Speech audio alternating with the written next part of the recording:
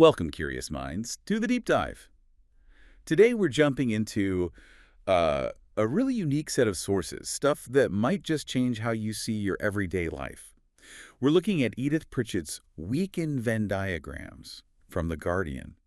Now, you probably remember Venn diagrams from school, right? Those overlapping circles. Yeah, for logic, sets, that kind of thing. Exactly. Well, Pritchett uses them brilliantly, really, to map out the messy, sometimes absurd, but always relatable parts of just living, finding connections between things you wouldn't normally link up. And that's basically our mission today. We're going to unpack these diagrams, look at the separate bits, sure, but really focus on that surprising middle ground, the overlap.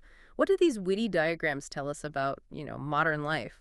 Our habits, those little conversations we have in our heads. Yeah, it's like a shortcut to those aha moments. Definitely. You'll probably find yourself nodding along quite a bit. Okay, let's dive into the first one. And it's a bit of a curveball.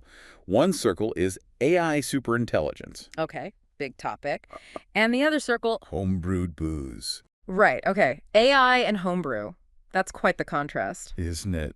My first thought was just, what could they possibly have in common? One's this huge future tech thing. The other's, well, very DIY. Well, that's the genius of it, you see. The shared space, the bit where those two circles overlap, is simply could go horribly wrong.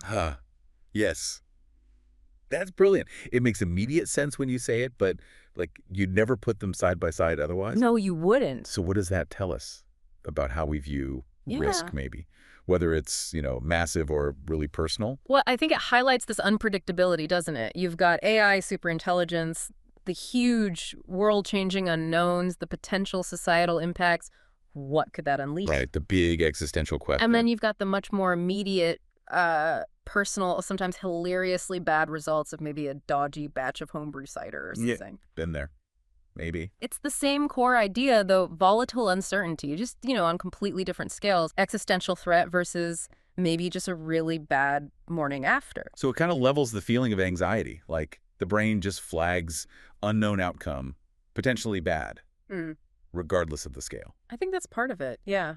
We're uneasy with things we can't control, whether it's like global change or just yeast doing weird things in bottle. Pritchette nails that feeling so economically. Okay, let's shift gears from a potential global catastrophe to the slightly more awkward world of our social circles. Next diagram. People you're currently avoiding. Okay, we all have a few of those, probably. And the other circle. People you would like to be. Role models, aspirations. Again, two very different groups on the face of it. One you actively dodge, the other you look up to. Yeah, you'd think the overlap might be, I don't know, something about inspiration or maybe professional necessity. But there's a real twist here. There is. The surprising, maybe slightly uncomfortable common ground here is don't want to see them naked. Wow. Okay, that just cuts right through everything, doesn't it? What's that saying about how we think? It's like this fundamental boundary that applies no matter what. It really does. It makes you think about how we categorize people, even our ideals, right? Whether it's someone you swerve to avoid in the supermarket or someone you deeply admire, there's still this basic personal boundary. A line you don't want crossed. Exactly. It speaks to our own comfort zones, the limits even of admiration. It brings this really human, almost visceral element to it all. It just proves even heroes are, well, people you don't necessarily want to see without clothes on. Okay, next up, something I think pretty much everyone listening will get, especially if you glance around your own home right now. It's about clutter. One circle, stuff you'd like to get rid of. Right, the declutter impulse. The other, stuff you never use. The things gathering dust. A very common pairing. We all have that stuff, don't we? Definitely. So what's the overlap? The bit that connects these two? The intersection is the children's artwork. Oh, yes. That hits home. My loft is practically wallpapered with it. You can't throw it out, but you can't exactly frame all of it either. It's that real emotional tug of war. It captures that perfectly, that emotional baggage. You want to declutter, you want the space, you know it serves no practical purpose anymore, maybe. But it's got such strong sentimental value. It's that constant battle, practicality versus emotion. It shows how some unused things are just almost impossible to let go of. So true. Okay, moving from physical clutter to maybe mental landscapes, our professional lives. This diagram looks at your career. Okay. And the second circle is your ambitions. Now, we often think these two are tightly linked, right? maybe overlapping a lot. Yeah, two sides of the same coin, perhaps. You'd expect the overlap to be something about, I don't know, hard work, dedication, constant learning. That's the usual story, isn't it? Mm-hmm. But here's the interesting part. The shared bit, the intersection involves less effort than you imagined. Huh. It's unexpected. It kind of pushes back against that whole hustle culture thing, doesn't it? It really does. What do you think she's getting at there? Is it about how we inflate things in our heads? Or maybe a gentle critique? Could be both, I think. We often build up careers and ambitions as these huge, complex mountains to climb, needing endless struggle. But maybe, Pritchette's suggesting, the reality where they actually meet, it's sometimes less demanding than we anticipated. Like we overthink it, or maybe we just don't give ourselves enough credit for what we are doing. Exactly. It's a really insightful and kind of funny observation about our expectations versus the reality. A little poke at our biases about effort and reward. Okay, next let's look at something seasonal, but also, somehow, year-round. One circle. Christmas decorations. Ah, yes. Tinsel and baubles. And the other circle, children's Lego. Right.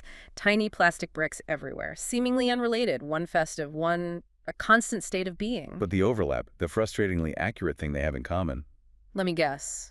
Something about finding them underfoot. Close. It's, we'll be tidied up sometime in July. Oh, that's painfully accurate. It really captures that feeling in so many homes, doesn't it? That state of nearly tidy or we'll get to it later. Totally. Christmas stuff is meant to be put away in January. Lego's supposed to go back in the box. But Somehow July rolls around and you're still finding bits of tinsel or stepping on a rogue brick. It's about that long tail of domestic chaos, things lingering way past their sell-by date. Very relatable. definitely speaks to the ebb and flow of just keeping a house together. Okay, shifting focus again. Let's look at how we unwind, or maybe how we escape. A very modern contrast here. Circle 1, reading novels. Okay, the traditional deep dive. And circle 2, looking at your phone. The quick hit digital scroll. Seems like opposites, right? One deep, one often. Not so deep. You'd think. But what's the fundamental human need Pritchette found that links them? The intersection. It's escapism. Simple as that. It just shows, doesn't it, that the core need is the same, even if the method is totally different. The brain just wants a break. Absolutely. Different media, different formats, but serving the exact same psychological function deep down. Whether you're lost in a Bix world or endlessly scrolling through Instagram, you're essentially stepping away from your immediate reality for a bit. A different world. Yeah, it highlights that timeless human craving for distraction, for other places, other stories. The technology changes, but the desire to escape, that seems pretty constant. And that brings us to the final diagram. And this one, well, might be the most universally felt. It tackles productivity or the lack of it. One circle, having too much to do. Oh, yes, the endless list. And the other circle, getting nothing done. The paralysis. We've all been there, haven't we? Often at the same time, bizarrely. So what's the emotion, the one that binds these two states together in that shared space? The intersection is existential dread. Ugh, yes. That feels incredibly painfully spot on. It's almost backwards, isn't it? The more you have to do, the less you can do. It's such a brilliant summary of that feeling. The irony is just thick.